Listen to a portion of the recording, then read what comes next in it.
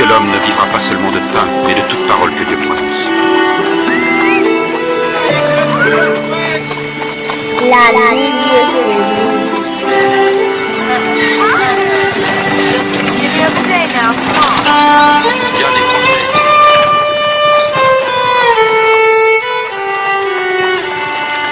La Bible se lit.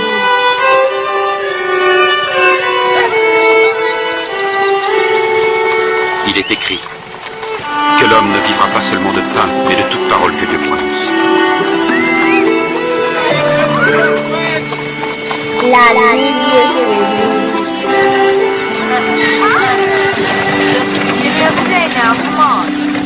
Bien des prophètes et des rois auraient voulu voir ce que vous voyez, mais ne l'ont pas vu. Entendre ce que vous entendez, mais ils n'ont rien entendu.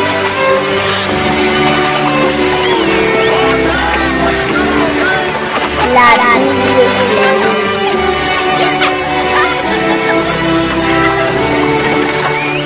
Il ne va pas nous quitter. Parle-nous. Parle-nous.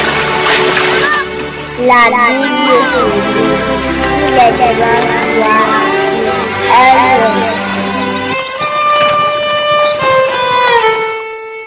Bonsoir chers auditeurs de la Radio Vie Nouvelle et encore heureux ce dimanche soir 21h de nous permettre de vous partager quelques éléments de la parole de Dieu au travers de cette émission La Bible se livre. Encore privilégié de la part du Seigneur de pouvoir transmettre ses messages, sa parole, son enseignement à toutes les personnes qui sont disposées à recevoir sa parole.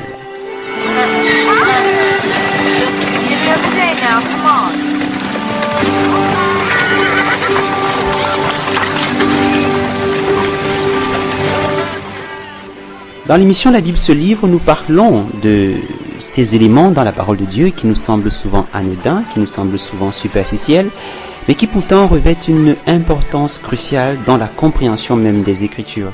Pendant une demi-heure, nous allons, vous et moi, essayer de parcourir quelques notions, quelques éléments, quelques petits secrets que la Bible nous révèle, ces trésors cachés que nous n'arrivons pas toujours à discerner.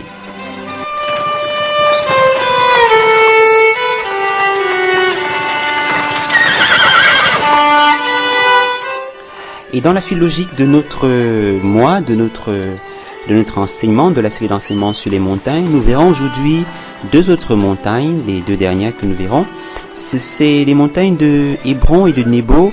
Nous allons essayer un peu de voir ce qui est caché derrière les histoires, les récits relatés dans la parole de Dieu et tout ce que Dieu peut nous offrir au travers des scènes et des situations qui se sont passées autour de ces monuments géographiques et historiques. Nous allons essayer avec vous pendant tout ce temps de tirer quelque chose, quelques enseignements de la part du Seigneur et nous espérons que vous allez, cela pourra changer nos vies et nous permettra au Saint-Esprit de faire une action magnifique, une action spéciale dans nos cœurs, y compris en ces moments parfois douloureux, parfois joyeux que nous traversons.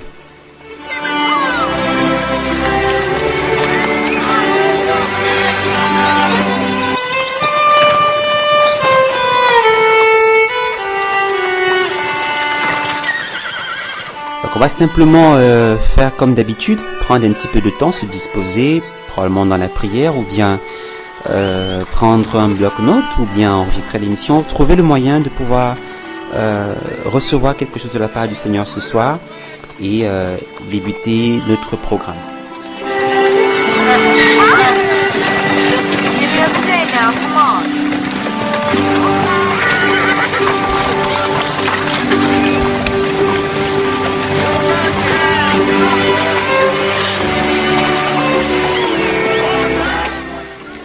Donc, retour sur cette antenne dans le cadre de l'émission La Bible se livre.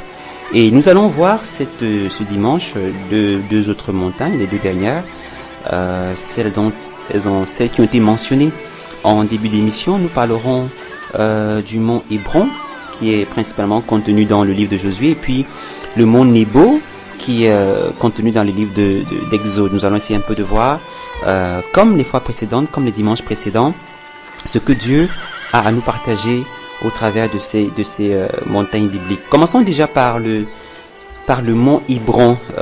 Si nous lisons déjà dans le livre de Josué, au chapitre 14,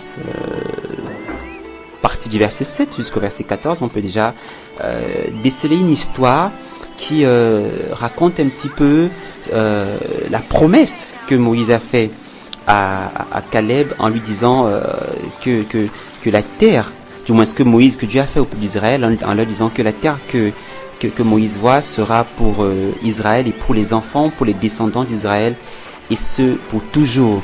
Nous voyons au travers de cette promesse-là que Dieu qui a déjà pris qui s'était promis déjà par l'entremise d'Abraham 430 ans plus tôt de délivrer son peuple de la main d'Égypte, a une fois encore de plus manifesté sa fidélité en promettant au peuple d'Israël de lui donner une terre en possession, une terre en héritage.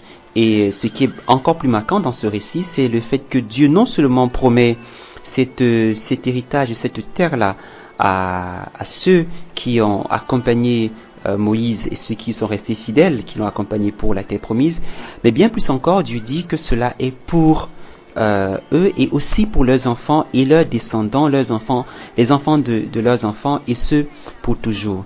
Et face à cette promesse, nous pouvons déjà remarquer quelque chose de merveilleux, quelque chose de somptueux, c'est que les promesses que Dieu peut nous faire ne sont pas simplement pour nous, mais peuvent aussi s'étendre à nos enfants et aux enfants de nos enfants. Et pour vous qui êtes étudiants de la parole de Dieu, pour toi qui prends la peine de lire la parole de Dieu, tu te souviens que le Seigneur, y compris dans son premier commandement, dit que la bénédiction s'étend jusqu'à 1000 générations, c'est-à-dire s'étend, quand on obéit au Seigneur de tout son cœur, de toute son âme, de toute sa force, de toute sa pensée, il promet que la bénédiction s'étend jusqu'à 1000 générations, une façon de dire que tant que nous restons centrés sur la parole de Dieu, tant que coûte que vaille, quelles que soient les turpitudes de la vie, quelles que soient les méandres de l'existence, Dieu promet que sa bénédiction s'étend. De la même façon aussi, on peut voir au niveau de la promesse faite à Abraham, malgré les temps de désert, malgré la situation en Égypte et l'esclavage, quand Dieu promet à Abraham qu'il aura des descendants comme les grains de sable et qu'il leur donnera une terre comme possession, il accomplit, il veille à sa parole. Nous voyons un Dieu ici qui établit non seulement une alliance basée sur une promesse à quelqu'un de particulier, mais il le fait aussi pour ses descendants. Nous sommes donc plus que jamais bénis quand nous pouvons considérer que Dieu ne nous regarde pas simplement nous, mais parfois aussi il regarde nous, mais nos enfants et les enfants de nos enfants, et cela nous encourage de pouvoir justement lui obéir et de savoir que ce n'est pas simplement pour nous, mais c'est aussi pour notre descendance tout entière.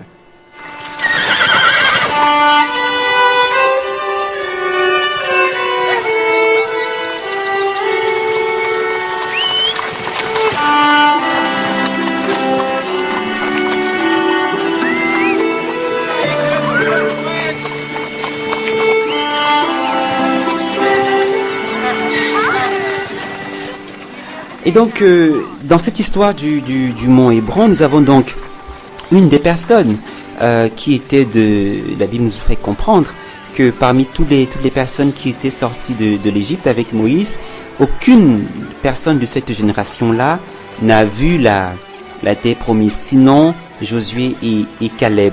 Et Caleb, au bout de 45 ans, au bout de tant d'années, demande maintenant à Josué en lui disant, voilà, 40 ans plus tôt, j'étais avec Moïse et la promesse m'avait été faite, moi et mes descendants, que j'hériterais de cette terre aussi. Et il rappelle à Josué que voilà, tu te souviens, il y avait les Anakim, il y avait les géants, il y avait des barricades autour des villes, mais le Seigneur a été avec nous et aujourd'hui j'ai été capable de les chasser. Maintenant, donne-moi ce qui m'est promis. Avant de passer à tout ce qui concerne les promesses et la réalisation de ces promesses-là, nous pourrons peut-être d'abord nous attarder sur le fait que pendant 45 ans, Caleb a attendu patiemment la promesse de Dieu. Et l'une des caractéristiques, la Bible nous parle du fruit de l'esprit, elle nous dit que la patience est le fruit de l'esprit. Bien souvent dans ce monde d'aujourd'hui, ce monde où tout est rapide, ce monde où ce monde, certains qualifient de 2.0, ce monde où enfin, on demande et on reçoit, voilà. Nous sommes dans un monde où tout est fait pour être acquis assez rapidement. Nous voyons ici l'histoire d'un homme qui a attendu pendant 45 ans. On pourrait remonter et voir qu'on a eu Abraham qui a attendu pendant 25 ans. Et on pourrait citer Jacob qui a attendu pendant des années. Et à chaque fois, on se rend compte que ces hommes ont patiemment attendu la promesse que Dieu leur avait faite. Et on pourrait se demander, mais pourquoi est-ce que pendant 45 ans, ils n'ont pas simplement trouvé une terre quelque part? Ils n'ont pas simplement essayé de se lotir, de se caser quelque part et de continuer leur vie? Mais pourquoi sont-ils restés accrochés à cette promesse et de se dire qu'ils auront certainement ce que Dieu leur a dit? C'est parce qu'ils savaient en qui ils avaient cru. Ce n'était pas tant la proportion de terre, ce n'était pas la surface de ce qu'ils allaient gagner, ce n'était pas la beauté de ce qu'ils allaient recevoir qui les motivait, ou qui motivait en l'occurrence ici Caleb, mais c'était l'idée que Dieu avait promis quelque chose.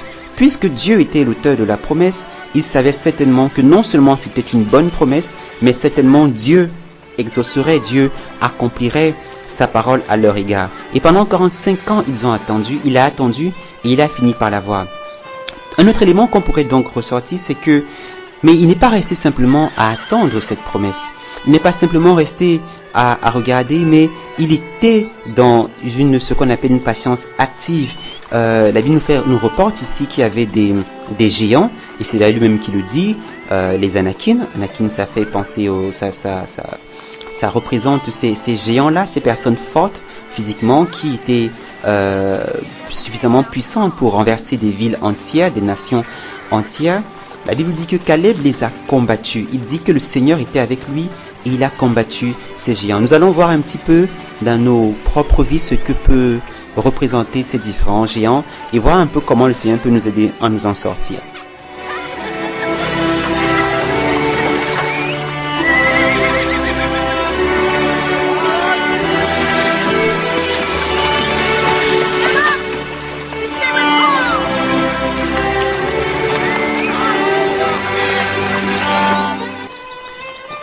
Et donc nous voyons ici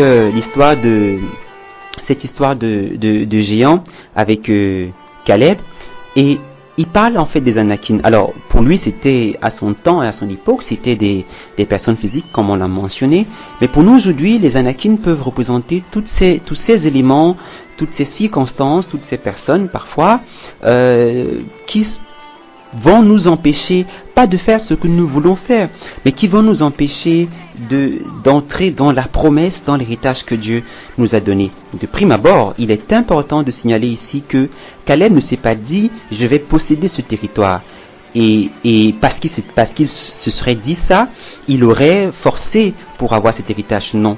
Caleb s'est basé uniquement sur la promesse que Dieu lui a faite. Bien souvent, nous nous donnons à nous-mêmes des promesses, nous nous faisons à nous-mêmes des promesses, nous nous donnons à nous-mêmes des objectifs, des ambitions, et nous demandons au Seigneur de venir là-dedans et de nous aider à accomplir.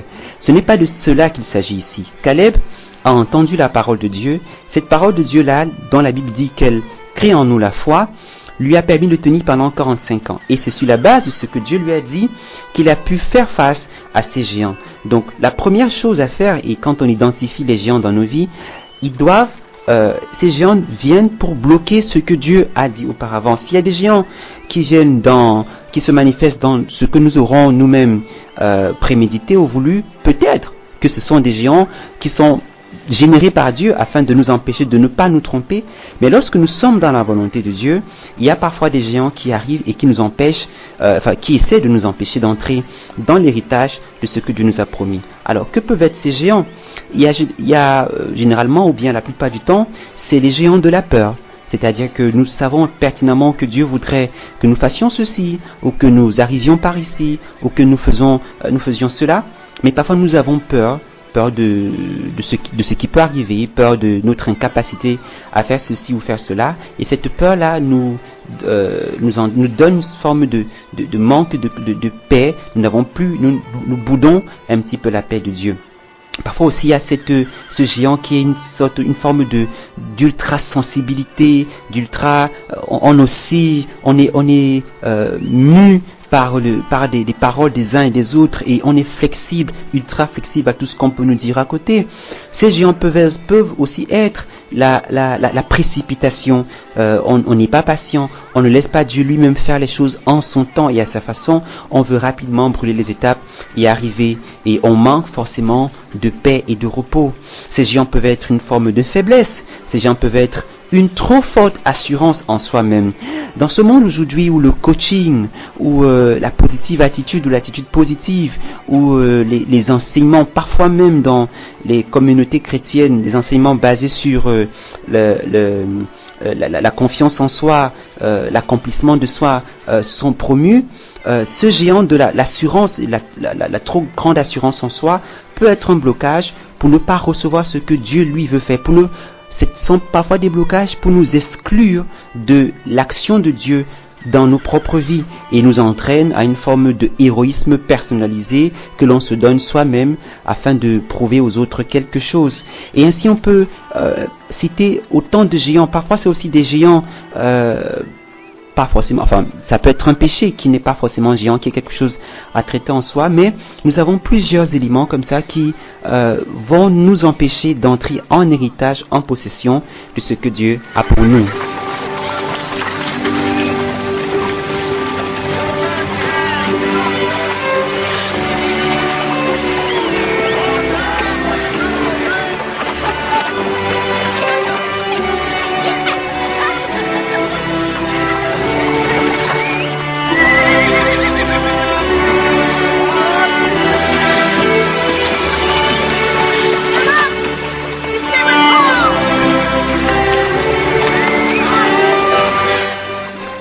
Et que dire des géants comme le manque de prière, le manque d'études bibliques. Jérémie 48 verset 10 nous dit que maudit quiconque fait avec négligence l'œuvre de l'Éternel. Que dire de cette passivité, de cette paresse dans tout ce qui est de notre devoir en tant que chrétien, tout ce qui est de communion avec Dieu, ces éléments-là ces paresses-là qui sont comme des géants dans nos vies et qui, même si nous savons ce que nous devons faire, nous ne faisons pas cela et cela nous entrave à entrer dans cet héritage et ces promesses que Dieu nous a données. Chacun de nous peut à son niveau essayer d'identifier ces différents éléments-là. Toujours est-il que face à ces géants-là, la Bible nous dit que Caleb, par la grâce de Dieu, par le soutien de Dieu, a pu les vaincre. Et donc on peut déjà remarquer ici que les géants, bien que ayant des desseins négatifs, bien que ayant des intentions négatives à notre encontre, sont parfois permis par le Seigneur pour pouvoir nous amener à compter et à dépendre de lui. Justement au niveau du partage des terres et de la conquête de tous les territoires que Dieu a promis à Israël au travers de l'histoire des juges, il est mentionné clairement que Dieu a permis à laisser que des nations autour, les Jébusites, les Madianites, les Philistins et beaucoup d'autres peuples soient perpétuellement là pour faire la guerre à Israël. Et la Bible nous précise que afin que les enfants d'Israël apprennent à faire la guerre. Et parfois Dieu laisse ces géants, laisse ces situations-là pour nous donner de courir vers lui, pour nous donner d'aller dans la prière, pour nous donner de dépendre de lui à chaque situation, pour que nous soyons des guerriers dans le Seigneur, pour que nous soyons des personnes totalement dépendantes de lui et que à la fin se produise une louange qui est pure et qui n'est adressée qu'à lui seul et non pas à nous-mêmes. Nous voyons donc avec cette histoire de Mont Hébron, nous allons voir maintenant le rapport qu'il y a entre cette montagne Hébron et toute cette histoire. C'est qu'en fait le mont Hébron, le mot Hébron signifie communion.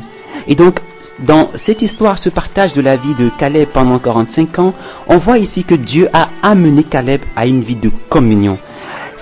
Dieu aurait pu donner à Caleb en un temps en 2 ans, en 1 an, en moins de quelques jours. Souvenons-nous que Caleb a participé à la bataille de Haï, et la Bible dit que en 8 jours, Josué et ses troupes ont décimé la ville de Haï. Il y a des peuples, des territoires, ils en ont fait moins. Et donc ça ne dépassait pas le Seigneur. Mais pendant 45 ans, Caleb a dû apprendre par le symbolisme du mont Hébron la communion avec Dieu. Ça nous rappelle aussi lorsque le Seigneur devait déverser le Saint-Esprit sur les disciples, il a fallu qu'ils montent d'abord au niveau de la chambre haute. Et là, ils ont pu prendre le temps de communier avec le Seigneur. Et après, Dieu a déversé son Esprit sur eux. Le Seigneur nous appelle. Ce n'est pas tant les Anakim, les géants, les circonstances qui sont tant de problèmes pour Dieu. Parce que d'un clignement de l'œil, d'un ordre, et ces anges peuvent exécuter. Jésus disait, si je demandais à mon Père, les anges descendraient et vous terrasseraient tous. Quand il était au mont Golgotha et qu'on est venu le chercher pour l'arrêter. Mais au-delà de ces difficultés, ces épreuves, Dieu nous appelle au mont Hébron, ce mont de communion, ce mont où on apprend de lui, ce mont où on reçoit des choses de lui. Et au bout de cela, on peut maintenant en toute simplicité recevoir l'héritage qu'il a promis. Et à ce moment donné, l'héritage prend sa place. Parce que bien des fois, Dieu peut nous bénir par quelque chose, mais parfois nous n'avons pas les capacités spirituelles, nous n'avons pas les dispositions spirituelles pour pouvoir bien recevoir ce que Dieu a prévu pour nous. Et donc, nous devons simplement nous disposer, au travers de cette histoire du mont Hébron, à prendre le temps de communier avec Dieu, de partager avec lui, et autant décidé, autant choisi par Dieu, nous recevons l'héritage qu'il nous a alors promis des jours, des mois, des années auparavant.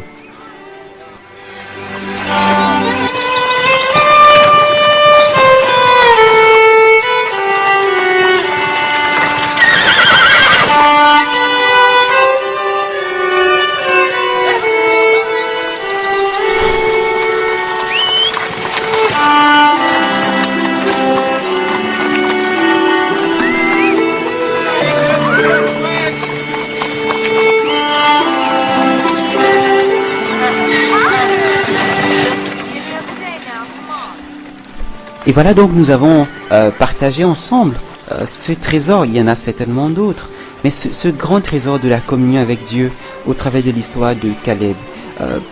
Quel est l'héritage que Dieu t'a promis? Certainement, il y a des bénédictions d'un point de vue matériel, il y a des choses que Dieu peut promettre, mais peut-être qu'il faudrait mieux s'attarder encore plus sur ces bénédictions spirituelles dont Paul parle au niveau d'Éphésiens au chapitre 1, à partir du verset 3, quand il dit que nous sommes bénis dans les lieux célestes de toute bénédiction spirituelle. Est-ce que tu as soif de justice, comme exhortait le Seigneur dans Matthieu 5? Est-ce que tu as soif de justice? Est-ce que tu as soif de vivre une vie qui plaît à Dieu? Est-ce que ton désir c'est de lui être agréable? Est-ce que tu as soif d'être quelqu'un d'humble? Est-ce que tu veux être quelqu'un qui a un cœur généreux? Est-ce que tu as soif de communier avec Dieu, de te laisser lui parler comme il parlait avec Abraham? Est-ce que tu veux hériter et vivre et expérimenter tout cet héritage spirituel? Prends le temps d'aller et de monter, de grimper sur le mont Hébron, ce mont de communion avec Dieu. Et Jésus disant dans Jean, il disait, si quelqu'un a soif, qu'il vienne. Si quelqu'un a soif, qu'il vienne. Et si tu as soif de Dieu, viens. Certainement Dieu te donnera quelque chose, parce que nous donnons, comme il expliquait, des bonnes choses à nos enfants. Si on demande cela au Seigneur, il va nous l'accorder, et encore plus que ce que nous pouvons lui demander. Si tu as un cœur sincère, si tu es insatisfait de ce que ce monde peut t'offrir, si tu ne trouves pas de joie complète, de satisfaction complète dans ce que cette vie peut t'apporter, il y a une source qui ne tarit pas, il y a une eau dont tu peux boire et dont tu n'auras plus jamais soif. Il y a un puits qui est suffisamment, qui donne de l'eau pure et qui étanche toute soif, c'est Jésus-Christ. Et dans la communion, dans le mont Hébron, tu pourras discuter avec lui, il pourra t'instruire et tu pourras recevoir beaucoup de choses de sa part.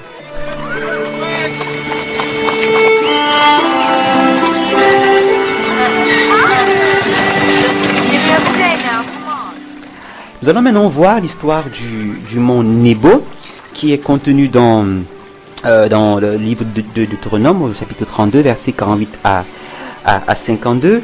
Et cette partie de l'histoire, mais on pourra lire un peu plus haut d'ailleurs, nous relate tout simplement Moïse, au soir de sa vie, au terme de sa vie, Dieu qui lui parle et lui dit, voilà le territoire que je donne à mon peuple, aux enfants d'Israël. Et il dit à Moïse, on connaît toute cette histoire, tu vois, tu peux contempler, mais toi Moïse, tu n'entreras pas dans ce territoire-là. Nous savons pourquoi il n'est pas entré, simplement parce que un peu plus tôt, il avait fait preuve de manque de foi envers le Seigneur. Mais ce n'est pas dans cette partie, ce n'est pas de cette partie de l'histoire de Deutéronome où nous voulons nous attarder, mais c'est l'idée où Dieu montre à Moïse au niveau du mont Nebo ce que Dieu, la vision, ce que Dieu voudrait faire par la suite. C'est assez simple. La première chose, tout du moins, qu'on voudrait partager concernant ce mont Nebo, c'est d'abord que faudrait d'abord savoir que c'est là où Moïse est mort. La Bible nous rapporte, y compris dans le livre de Jude, que c'est là où Moïse a été enterré par Dieu lui-même. Enterré, je ne sais peut-être pas s'il a été enterré, mais c'est là où Dieu a pris la vie de Moïse. Mais avant sa mort, à ce lieu de mort-là, Dieu lui a offert une vision. Et cette façon de Dieu de procéder va nous révéler des choses assez intéressantes de sa part.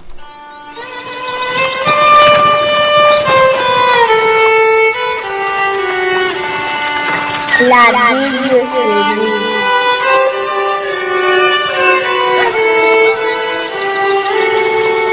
Il est écrit que l'homme ne vivra pas seulement de pain, mais de toute parole que Dieu prononce.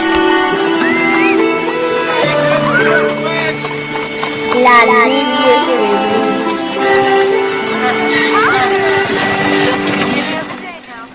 Et donc, nous voyons ici l'histoire de ce mont Nebo, et nous avons dit que c'est au moment de la mort, à cet endroit de mort-là, que Dieu va montrer à Moïse la vision. Ça vous rappelle quelque chose, j'ai l'impression. Vous vous rappelez quand le Seigneur disait dans les évangiles que si le grain ne tombe en terre, s'il ne meurt, alors il ne peut pas produire la vie. Et on se rend compte que c'est au moment de la mort, c'est au moment où il est en train de mourir que Dieu offre une vision à Moïse. On peut voir aussi ce même exemple au niveau de Jésus-Christ, quand il est prêt d'aller à commencer ce qu'on a souvent appelé le chemin de croix, c'est-à-dire à débuter par la mort. À ce moment-là, la Bible nous fait comprendre qu'il a une vision qu'on a souvent qualifiée de transfiguration, où il voit justement ce même Moïse et Élie qui lui disent « Tu mourras à Jérusalem et tu accompliras ce qui est écrit dans les Écritures ». Donc on se rend compte que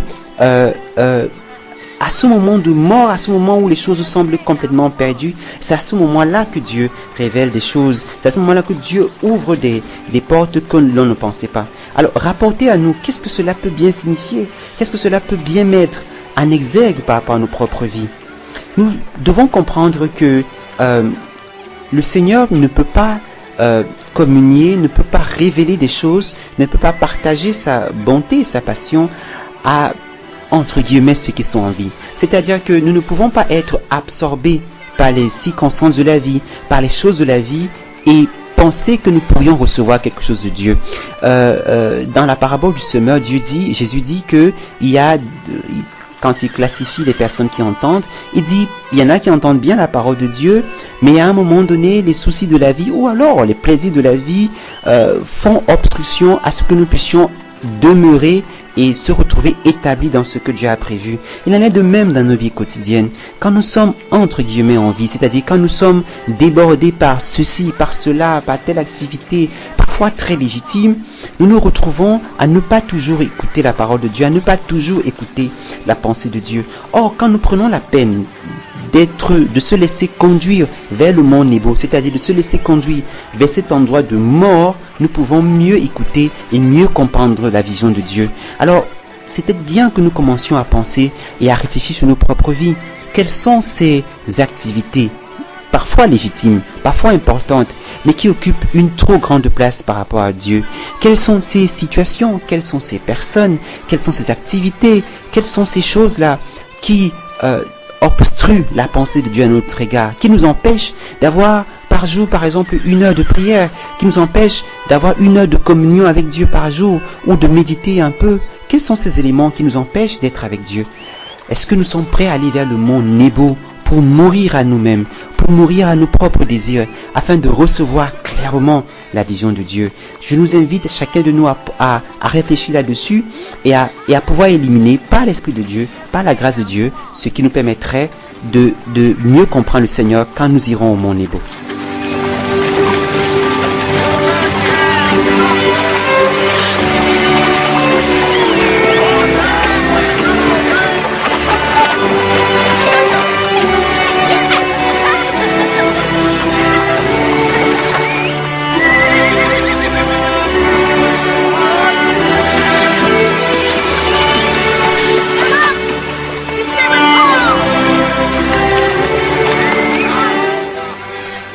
Et donc au travers de cette histoire du mont Nebo et de la vision que Dieu a donnée d'une part à Moïse et de la transfiguration que Dieu a donnée au Christ par l'apparition d'Élie et de Moïse, nous voyons ici que le Seigneur nous permet, si nous sommes disposés à mourir à nous-mêmes, à mourir à nos projets, à mourir à nos propres volontés, il nous permet il nous parle, il nous dit des choses, il nous accorde de la vision de l'avenir, des choses qu'il a envie de faire en nous et au travers de nous. La parole dit d'ailleurs que quand il n'y a pas de vision, le peuple périt. Et quand on dit peuple, on peut dire soi-même on périt. Si on est un chrétien qui vit juste, qui subit juste les choses, ce n'est pas la plénitude de ce que Dieu attend de nous. Dieu veut communier avec nous, Dieu veut partager avec chacun de nous. La Bible dit, Jésus dit, je les appelle frères, je les appelle amis parce que je leur ai dit tout ce que tu m'as demandé de faire, tout ce que Dieu, tu m'as demandé, tu m'as commandé de leur dire. Et c'est ce que Jésus veut faire aujourd'hui, nous dire des choses, nous parler, communier avec nous, et nous avons besoin de mourir à nos projets et d'aller au niveau du mont Nebo. Nous avons vu donc au travers de ces deux montagnes que Dieu nous appelle finalement à une communion avec lui. Et plus nous allons dans ce monde, plus nous sommes occupés par les distractions de ce monde ou même par des choses légitimes dans ce monde, nous pouvons parfois nous retrouver hors de la communion de Dieu, ou alors nous pouvons ne pas mourir à nos propres projets pour faire avancer les nôtres. Parfois des projets, ce qu'on appelle souvent dans le ministère, parfois vouloir se mettre en avant. Mais le plus important, c'est la communion avec Dieu. Car il dit, la vie éternelle, dans Jean 17 au verset 3, c'est de te connaître toi et celui que tu as envoyé. Donc, il nous interpelle une fois de plus, au travers de ces récits, d'être des personnes patientes, de rechercher au-dessus de tout la communion avec lui et d'écouter sa pensée, de le consulter, de lui laisser la place qu'il mérite et la pensée qu'il a à notre égard et pour nos vies, et y compris aussi pour nos enfants et les enfants de nos enfants. Nous allons prendre un petit peu de temps, on va prier, et puis que Dieu puisse parler à nos cœurs et nous permettre de rentrer dans son plan, dans son histoire, dans le scénario qu'il a prévu pour nous.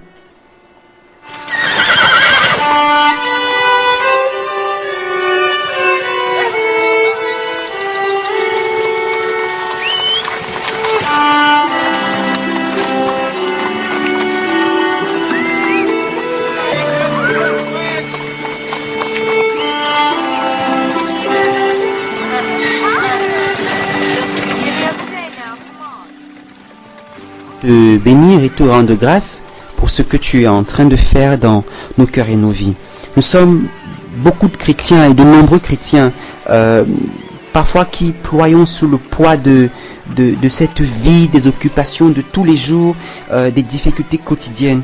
Parfois nous avons besoin de nous, même de façon légitime, de nous dépenser, de nous démultiplier pour trouver de quoi manger, pour gagner nos vies, pour suivre un dossier, pour aider une personne. Parfois nous avons besoin de passer du temps à investir pour certains sujets, certains projets qui nous paraissent importants.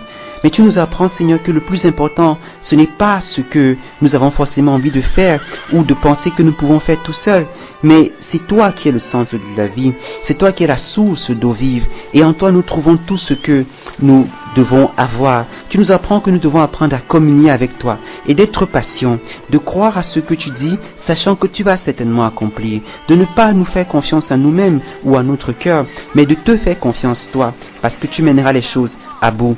Tu nous apprends à mourir à nos propres désirs et à te laisser toi agir, parce que tu vas faire les choses à ta façon, en ton temps et à ta manière. Donne-nous d'être des personnes humbles vis-à-vis de toi, des personnes disposées à recevoir de toi, des personnes qui marchent selon ta parfaite volonté et pas forcément selon nos désirs. Nous nous repentons de nous être engagés nous-mêmes dans nos propres voies et nous prions que tu nous encourages davantage, y compris pour la semaine qui commence, au nom puissant de Jésus. Amen.